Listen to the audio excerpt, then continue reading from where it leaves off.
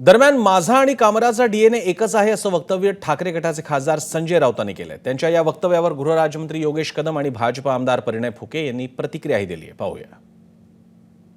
बघा, मी त्याला ओळखतो, त्याचा आणि माझा डीएनए सारखा आहे। असे अनेक लोक आहेत जे लढणारे लोक आहेत, झुकणार नाहीत। माझंही तेच म्हणणं आहे, कायदेशीर कारवाई केली पाहिजे। तुम्ही जर कुणाल कामरा हा चुकलाय, त्यांनी काहीतरी वेगळी भूमिका मांडली आहे जी कायद्याच्या चौकटीत बसत नाही, त्याच्यावर तुम्ही कायद्यानं कारवाई करा, त्याला अटक करा।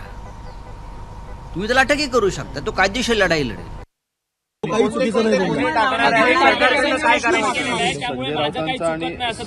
संजय राऊतांचा आणि कुणाल कामराचा डीएनए 100% एक होऊ शकतो, तरी शक्यता काय नाकारता येत नाही। म्हणून ते जर का स्वतःच बोलत असेल तर ते सत्य देखील आहे, तो देखील वेळ आणि हे देखील वेळ आहेत।